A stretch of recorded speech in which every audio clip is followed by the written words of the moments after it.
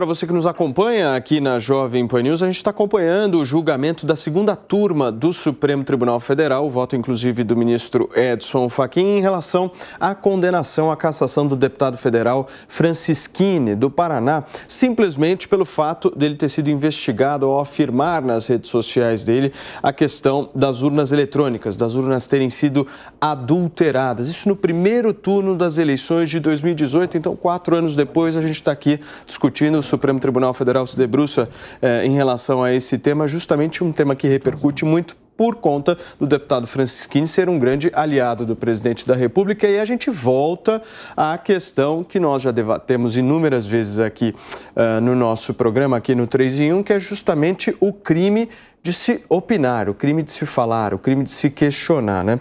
Alguns acreditam que isso seja crime, outros não. Mas eu quero colocar em discussão, certo, Edu? Coloca na tela, por favor, a imagem. Olha aí, para quem nos acompanha bem no nosso centro, temos aí a continuidade do voto do ministro Edson Fachin na segunda turma. E eu quero puxar esse caso, porque esse é um caso muito semelhante ao caso do deputado Daniel Silveira. Vocês não acham?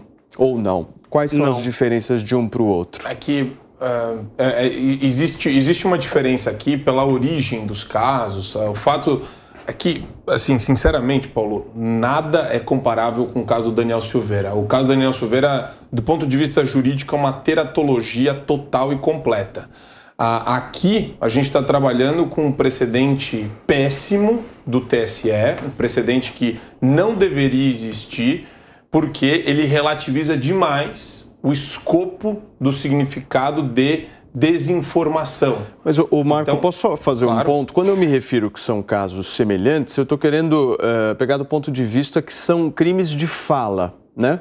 Ambos estão sendo julgados de acordo pelo que falaram, certo? Nesse sentido, no TSE não é crime, é uma irregularidade eleitoral que foi levada à sua extensão máxima e que está gerando a cassação de um deputado eleito, inclusive muito bem eleito no estado do Paraná. Só que o absurdo dessa história é que a decisão judicial tirou todos os votos que o deputado obteve na coligação. Foi como se fosse assim, para usar a linguagem popular, como se o voto do eleitorado fosse roubado por uma decisão juristocrática. Esse é o ponto mais grave de todos.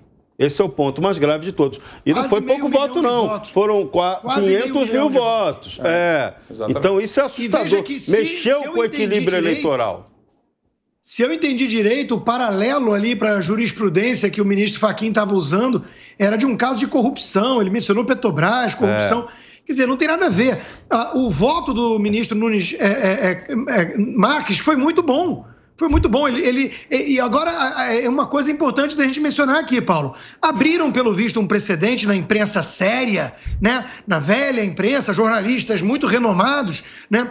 De chamar ministro agora de bolsonarista ou de petista ou de tucano, dependendo de quem indicou. Porque teve jornalista muito renomado aí que falou os 2 ministros bolsonaristas. Eu quero saber se eu posso chamar de ministros petistas, ministros tucanos, aqueles que estão ignorando a Constituição para perseguir bolsonaristas. Você pode, só que você vai tomar processo, é diferente.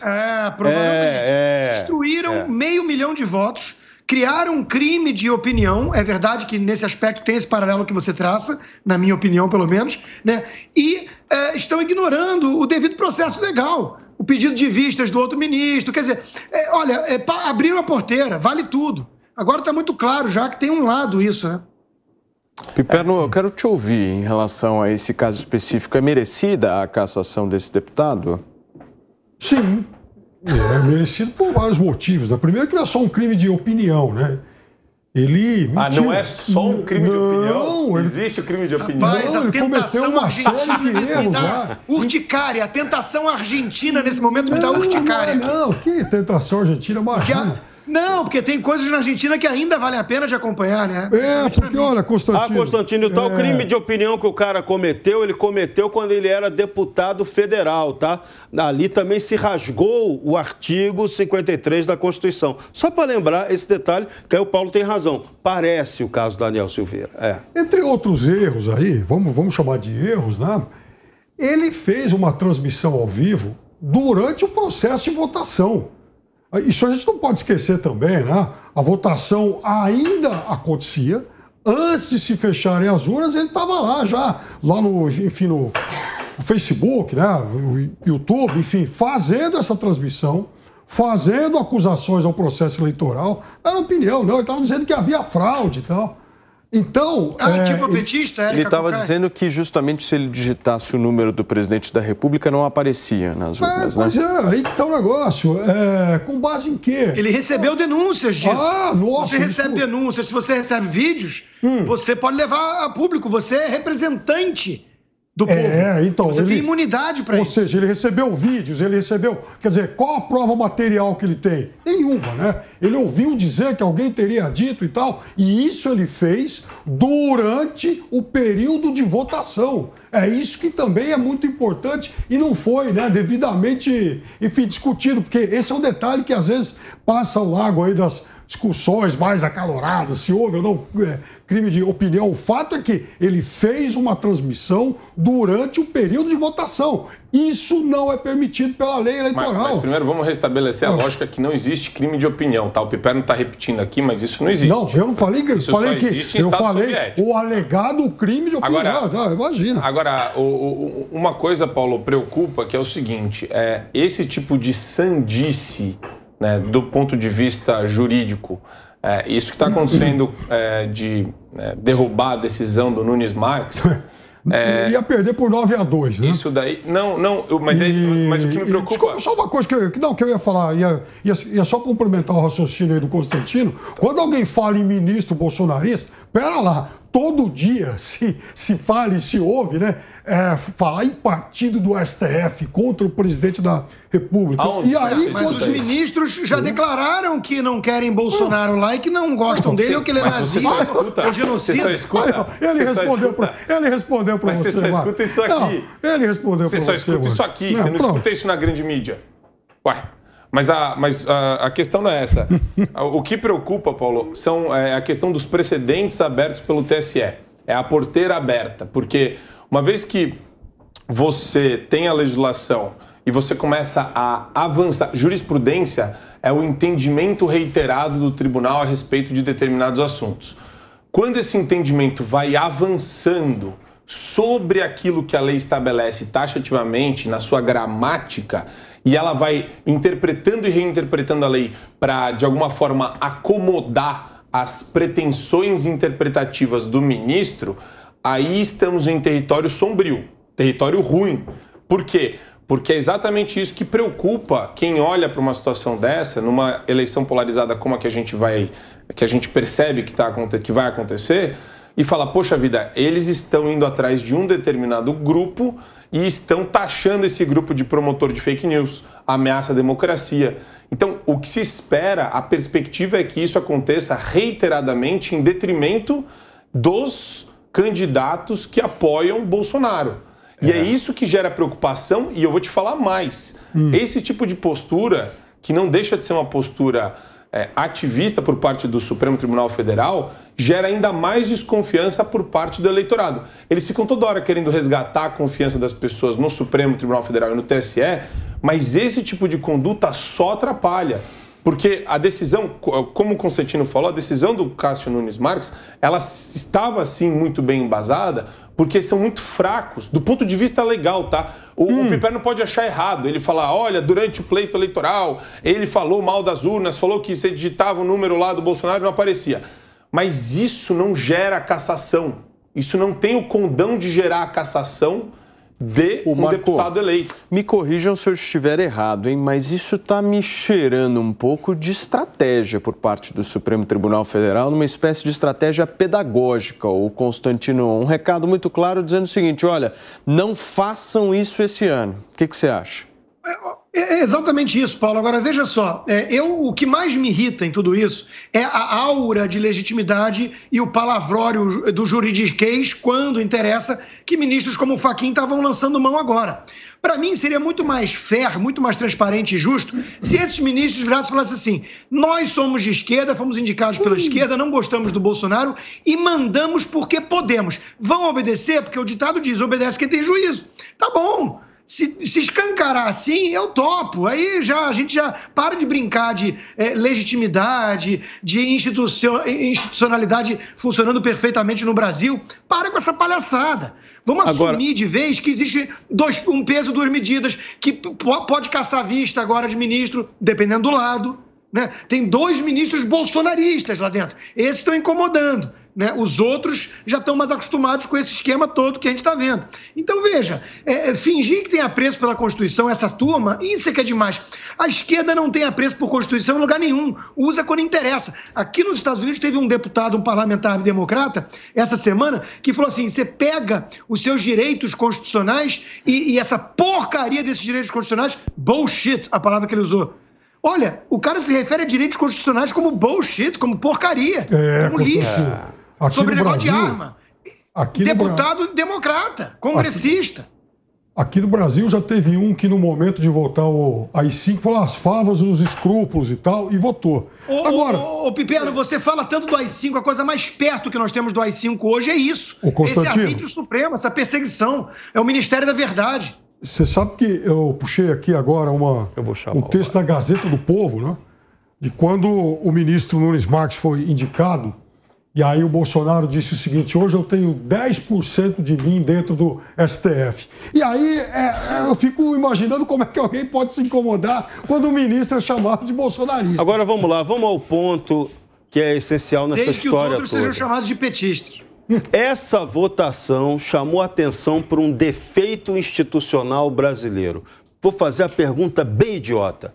Por que a autoridade administrativa máxima eleitoral brasileira tem que ser formada por ministro do Supremo Tribunal Federal? Ministro do Supremo Tribunal Federal é uma coisa, Tribunal Superior Eleitoral é outra. Um administra eleição, o outro administra questões constitucionais. Isso é outra falha, porque na hora que um lado de cá, que está politizando demais, começa a tomar decisões, o lado de cá é influenciado diretamente, que é o que estamos vendo agora nessa clara decisão. Tá aí, tá claro. O que o Supremo disser, o TSE vai fazer. Só que isso não é legítimo. Eles não são a mesma coisa. Ah, mas como é que eles não são a mesma coisa se eles são quase formados pelas mesmas pessoas? Se o ministro do Supremo tem mais poder do que outros ministros de tribunais inferiores que também fazem parte daquilo ali. Então a gente tem que discutir a mudança dessa justiça eleitoral. É isso, esse é o ponto. Muito bem. Nós estamos ao vivo aqui na Jovem Pan News nesta terça-feira e são 5h34. Piperno, você queria falar? Não, Serrão, mas dos 7 ministros do TSE, 3 são ministros do STF e os outros 4 indicados pelo presidente da República. E vejam, a condenação no TSE que o deputado Francisquini recebeu foi por 6-1, né? Então, muito provavelmente, aliás, a matemática diz isso, né? Gente indicada pelo presidente Bolsonaro também votou pela condenação Mas dele. A minha discussão é maior, é mais ampla. Eu não estou discutindo quem compõe o quê. Eu estou dizendo que ali naquele Tribunal Superior Eleitoral não tinha que ter ministro do Supremo Tribunal Federal. Estão ali para quê? Para ganhar um penduricalhozinho a mais por fazer parte de um e de outro? É isso? Se é isso, me diz que é isso. Não tem que ser. Autoridade eleitoral é uma coisa, Supremo Tribunal Federal é outra. O Brasil está todo errado e a gente não discute esse Brasil errado. Caramba, agora, isso enche o saco. Ô Serrão, todo esse caso que a gente está repercutindo aqui do deputado Francisquini, ele gira em torno, mais uma vez, da questão das falas. Eu vou pegar um trecho aqui inclusive, de um voto do ministro Luiz Roberto Barroso, na época em que foi cassado o deputado Francisquini, que ele diz o seguinte, abre aspas, as palavras têm sentido e poder. As pessoas têm liberdade de expressão, mas elas precisam ter responsabilidade pelo que falam. O que você acha? É, bacana, adorei essa fala. Essa fala deveria ser aplicável ao mesmo ministro do Supremo Tribunal Federal que respondeu ao comentário lá nos Estados Unidos da deputada Tabata Amaral, dizendo que deveria trabalhar para tirar o cara que está no poder hoje. Linda frase, parabéns, muito boa frase, concordo com ela. Paulo, tem uma coisa só que eu fico um pouco transtornado até como estudioso. As palavras têm sentido e poder? Então, é exatamente isso. Quando a gente fala... Isso é escola de Frankfurt. Exato. Quando você fala em liberdades públicas ou os direitos e garantias individuais, a gente está falando daquilo que é mais caro, do que é mais importante para o ser humano na batalha contra o arbítrio estatal, contra essas pseudo-autoridades que querem toda hora usurpar o poder, que querem dominar pessoas, que querem governar pessoas. Então, o constitucionalismo dentro de um ambiente democrático surgiu, né, principalmente com a Constituição Americana. E foi, revolucionou a história do mundo e a gente tinha que aprender a respeitar mais essas liberdades públicas. Por isso que elas são tão caras e importantes para nós quando a gente estuda direito constitucional. O pessoal estuda, né, nas universidades, são os direitos de primeira geração ou dimensão que eles falam.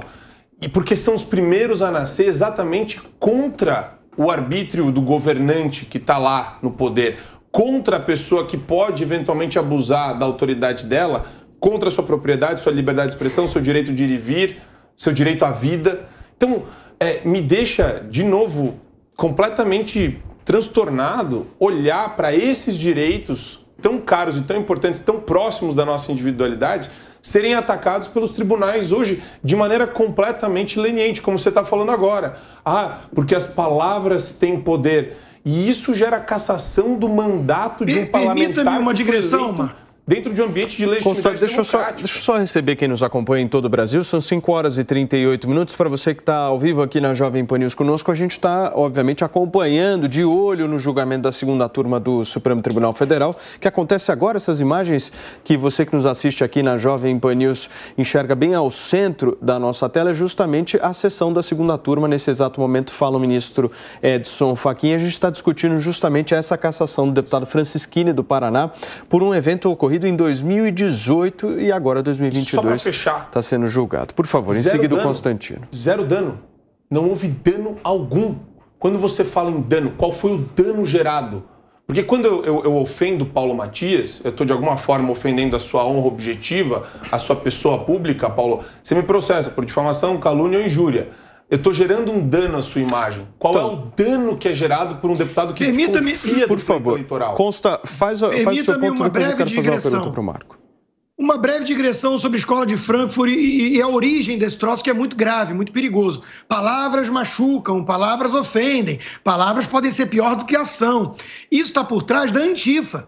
A Antifa acha que porque o cara é tido como conservador, como alguém que defende os valores tradicionais da América, ele é um fascista. Ele rotulou assim. Ele se sente ofendido com a existência desse cara. E aí ele pode pegar a máscara, a arma branca e bater no cara.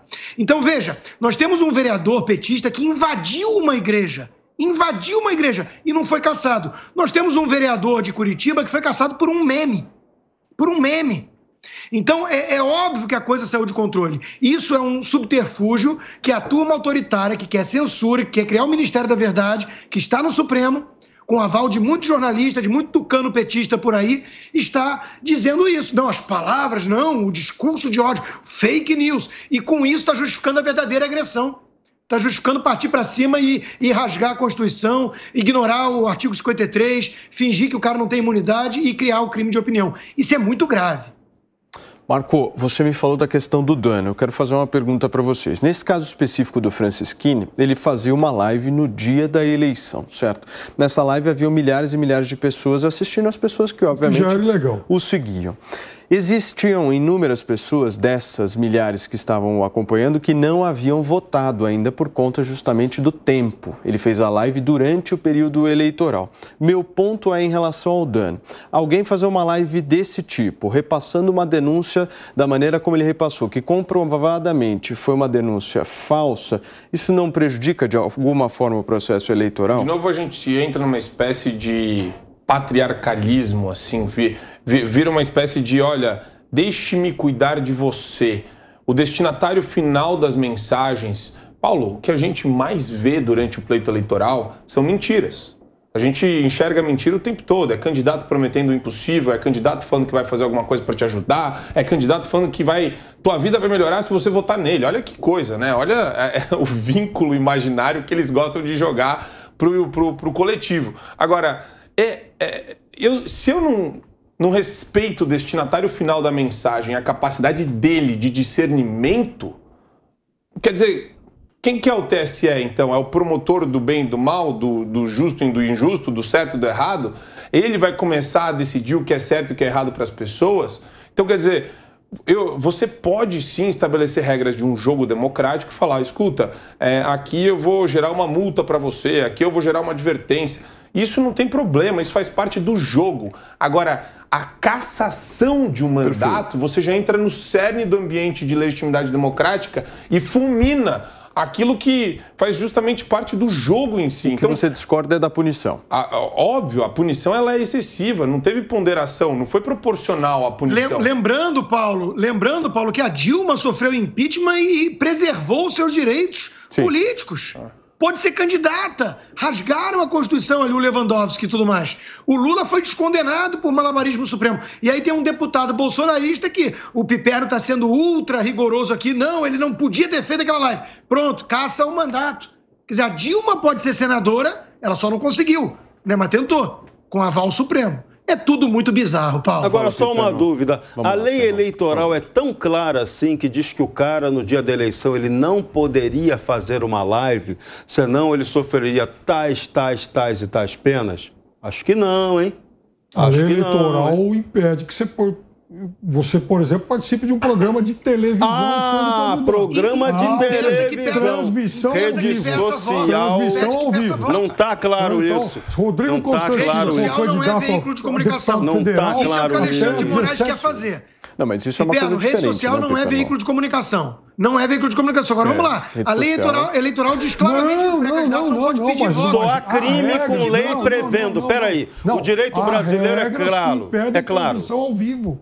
O direito brasileiro é claro, só há crime com lei prevendo. Há regras claras em relação a se não tiver lei, não tem para crime. Pedir voto, não necessariamente para fazer qualquer outro tipo de live. Não é? Por exemplo, se alguém é candidato a deputado federal, ele participou do pleito, pós 5 horas da tarde, umas 5:30 da tarde, ele pode abrir muito bem uma live e conversar com as pessoas. Então, pós-pleito, sim. Durante o pleito, não. Durante o pleito é vedado.